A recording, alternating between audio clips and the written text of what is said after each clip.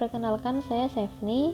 Pada kesempatan kali ini saya akan membuat sebuah video untuk memenuhi tugas dari mata kuliah aplikasi analisis kuantitatif semester 6, di mana dalam video kali ini saya akan melakukan analisis intervening menggunakan aplikasi Smart PLS 3. Jadi sebelum masuk ke aplikasi, terlebih dahulu kita harus mempunyai data, tabulasi data berupa file Excel. Di sini saya sudah mempunyai datanya.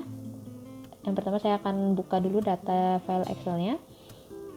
Ini adalah tabulasi datanya. Di sini bisa dilihat ada X1-nya citra perusahaan, X2 kualitas layanan, M-nya kepuasan pelanggan, kemudian Y-nya adalah minat beli ulang. Yang pertama saya akan hapus dulu ini barisnya. Nah, semuanya dihapus gini sehingga tersisa hanya X1, tulisan X1 sampai Y. Nah, setelah itu saya akan save as filenya itu ke dalam format CSV. Nah, di sini formatnya saya akan ubah menjadi format CSV supaya bisa diolah di aplikasinya nanti. Sebelumnya saya akan rename dulu supaya tidak sama dengan file Excelnya itu. Oke, setelah selesai kita save aja. Ini klik yes. Nah, setelah itu kita akan close aja file Excelnya. Ini nggak usah di save. Nah, kita sudah mempunyai file CSV-nya. Setelah itu kita akan masuk ke aplikasinya. Ini adalah tampilan dari aplikasi Smart PLS 3. Kemudian kita langsung aja buat new project. Klik new project-nya, kita akan buat namanya bebas. Di sini saya akan pakai nama saya sendiri. Oke, klik OK aja. Nah, setelah itu kita akan import datanya. Caranya klik kanan, kemudian import data file.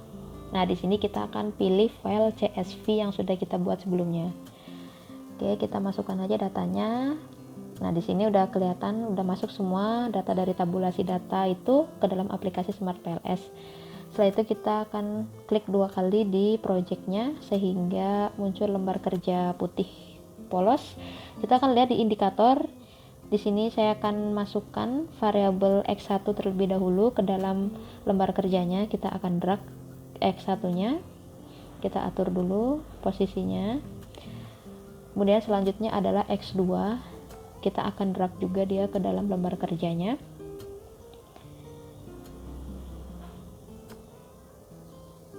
Oke, kita taruh posisinya di bawah. Kita atur lagi supaya lebih rapi. Selanjutnya adalah variabel M-nya, moderate-nya, kita juga akan drag dia. Posisinya kita atur aja di sebelah sini, oke. Kita atur sedikit. Nah, yang terakhir adalah variabel Y. Variabel Y dengan cara yang sama, kita akan drag juga.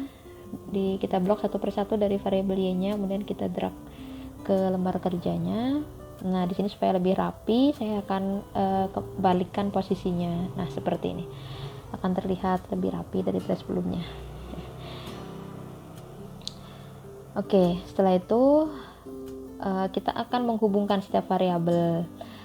Tapi sebelum kita hubungkan dia, kita akan rename dulu. Kita akan rename dulu supaya lebih memudahkan kita dalam membaca datanya nanti.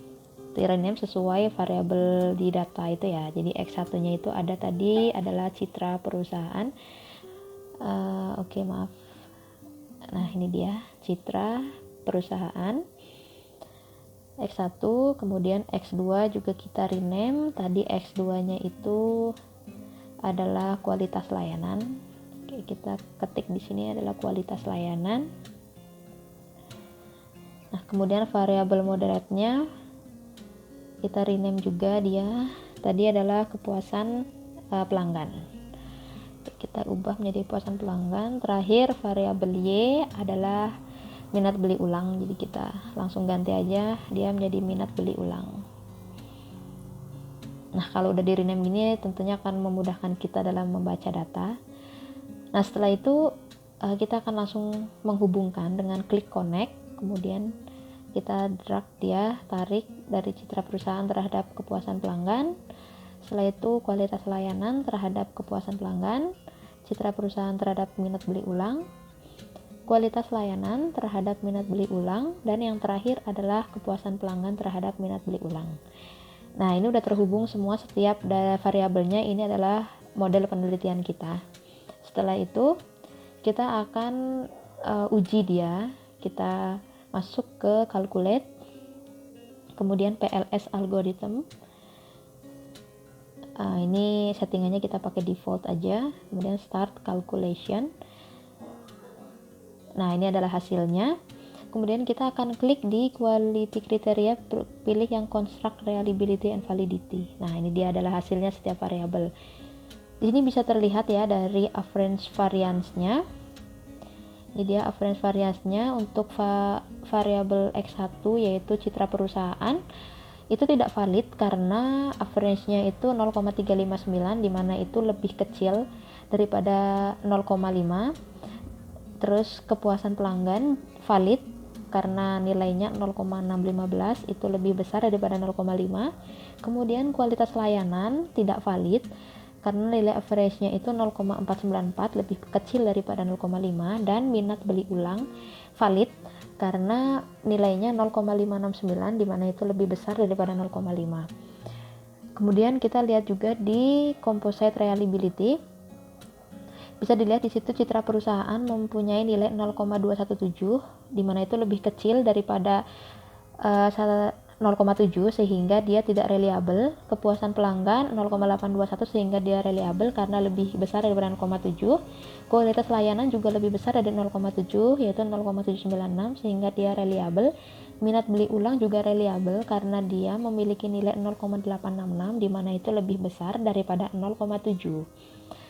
Nah, setelah uji construct reliability and validity, kita masuk ke R-square. Di sini ada quality criteria R-square, kita klik aja. Nah, ini kelihatan ini adalah variabel yang valid tadi ya, ada kepuasan pelanggan dan minat beli ulang. Kepuasan pelanggan ini R-square-nya 0,299, di mana itu berada di antara 0,25 sampai 0,5. Jadi memiliki kekuatannya dia itu lemah. Dan minat beli ulang 0,502, dia memiliki kekuatannya itu moderat karena berada di antara 0,5 sampai 0,75. Nah, setelah R-square ini kita akan uji lagi datanya menggunakan Bootstrap. Kita akan uji lagi, jadi kita akan balik lagi ke, nah ini dia tadi model penelitiannya, kita calculate lagi sekarang menggunakan bootstrapping. Ini adalah tampilannya. Kemudian di test type-nya kita akan pilih yang one tile, kemudian langsung start calculation. Nah, ini adalah hasilnya. Ini adalah hasil uji langsung dari hipotesisnya. Yang pertama, ada citra perusahaan tidak berpengaruh terhadap kepuasan pelanggan karena p-values-nya 0,499 itu lebih besar daripada 0,05 dan t-statistiknya 0,001 lebih kecil daripada 1,96. Kemudian yang kedua, citra perusahaan juga tidak berpengaruh terhadap minat beli ulang karena p-values-nya sebesar 0,235 itu lebih kecil daripada 0,05. Kemudian t-statistik juga dia 0,723 lebih kecil daripada 1,96. Yang ketiga, hipotesis yang ketiga, ada kepuasan pelanggan berpengaruh terhadap minat beli ulang karena p-values-nya lebih kecil daripada 0,05 dan t-statistiknya lebih besar daripada 1,96 yakni 3,589. Hipotesis selanjutnya, ada kualitas layanan berpengaruh terhadap kepuasan pelanggan karena p-values-nya juga lebih kecil daripada 0,05 dan t-statistiknya 7,909 itu lebih besar daripada 1,96. Dan yang terakhir, ada kualitas layanan berpengaruh terhadap minat beli ulang karena p-values-nya 0,000 itu lebih kecil daripada 0,05 dan t-statistiknya 4,595 di mana itu lebih besar daripada 1,96. Ini adalah uji hipotesis langsung. Selanjutnya kita akan melakukan uji hipotesis tidak langsung, yaitu caranya dengan mengklik yang final result. Di situ ada final result, kita klik yang specific indirect effect. Nah, indirect effect ini adalah pengaruh uji hipotesis tidak langsungnya. Nah, bisa dilihat di sini ada 2. Citra perusahaan tidak berpengaruh terhadap minat beli ulang melalui kepuasan pelanggan. Karena p-values-nya dia itu bernilai 0,500, di mana itu lebih tinggi daripada 0,05 dan t-statistiknya juga 0,001 lebih rendah daripada 1,96. Kemudian hipotesis selanjutnya yaitu kualitas layanan berpengaruh terhadap minat beli ulang melalui kepuasan pelanggan. Itu karena p-values-nya dia adalah 0,001, lebih kecil daripada 0,005 dan t-statistiknya itu bernilai 3,250, di mana itu lebih tinggi daripada 1,96. Oke, jadi sampai sini aja uji dari outer model dan juga inner model kita untuk analisis intervening menggunakan aplikasi Smart PLS 3. Semoga apa yang saya sampaikan di sini bisa membantu teman-teman yang hendak melakukan uji yang sama. Apabila ada kesalahan kata atau ada kata yang kurang berkenan, saya mohon maaf. Terima kasih untuk waktunya.